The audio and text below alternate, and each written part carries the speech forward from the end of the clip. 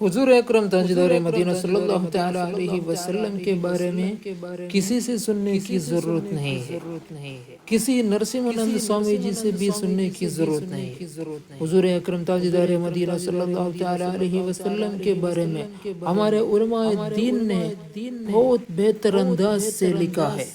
دیکھیے حضور صلی اللہ تعالی علیہ وسلم کے غیر معمولی کردار۔ حضور صلی اللہ تعالی علیہ وسلم کا زمانے طفولیت ختم ہوا، بچپن کی زندگی ختم ہوئی، جوانی کا زمانہ آیا تو بچپن کی طرح آپ کی جوانی بھی عام لوگوں سے نرالی تھی، عام لوگوں سے بہت ڈیفرنٹ تھی۔ آپ کا شباب مجسم حیا اور چال چلن عصمت و وقار کا کامل نمونہ تھا۔ اعلان نبوت سے قبل حضور صلی اللہ تعالی علیہ وسلم کی تمام زندگی بہترین اخلاق و عادات کا خزانہ تھی۔ سچائی، دیانت داری، وفاداری، عہد کی پابندی، بزرگوں کی عظمت، چھوٹوں پر شفقت، رشتہ داروں سے محبت، رحم و سخاوت، قوم کی خدمت، دوستوں سے ہمدردی، عزیزوں کی غم خواری، غریبوں اور مفلسوں کی خبر گیری، دشمنوں سے ساتھ نیک برتاؤ، دشمنوں کے ساتھ نیک برتاؤ، مخلوق خدا کی خیر خواہی، غرض تمام نیک خصلتوں اور اچھی باتوں میں آپ صلی اللہ تعالی علیہ وسلم اتنی بلند منزل پر پہنچے ہوئے تھے کہ دنیا کے بڑے سے بڑے انسانوں کے لیے وہاں تک رسائی تو کیا اس کا تصور بھی ممکن نہیں ہے۔ کم بولنا، فضول باتوں سے نفرت کرنا، خندہ پیشانی اور خوش روئی کے ساتھ دوستوں اور دشمنوں سے ملنا، ہر معاملہ میں سادگی اور صفائی کے ساتھ بات کرنا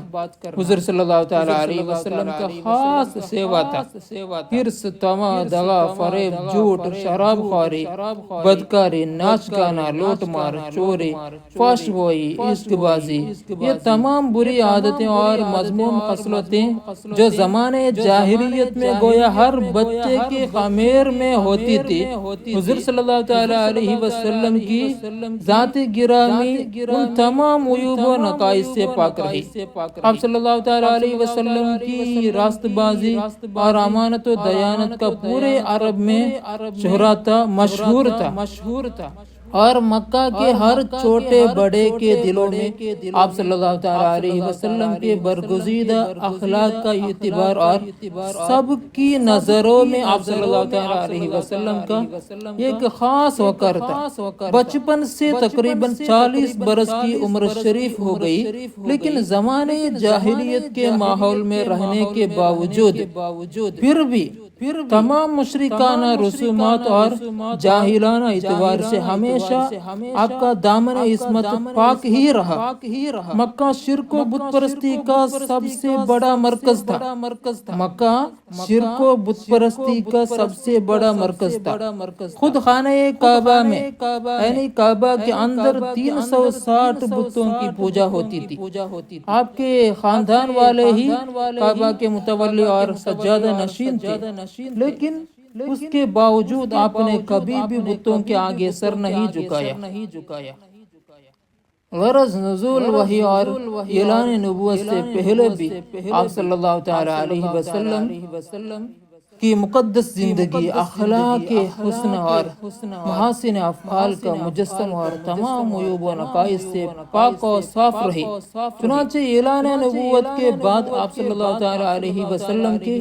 دشمنوں نے انتہائی کوشش کی کہ کوئی ادنا سا عیب یا ذرا سی خلاف تہذیب کوئی بات آپ کی زندگی کے کسی دور میں بھی مل جائے تو اس کو اچھال کر آپ کے وقار پر حملہ کر کے لوگوں کی نگاہ میں آپ کو ذلیل و خوار کر دے۔ مگر تاریخ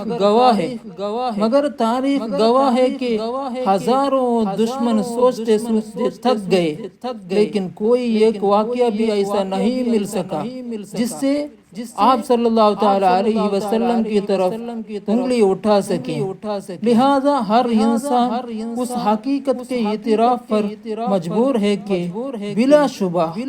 وداؤٹ ڈاؤٹ حضور صلی اللہ تعالی علیہ وسلم کا کردار انسانیت کا ایک ایسا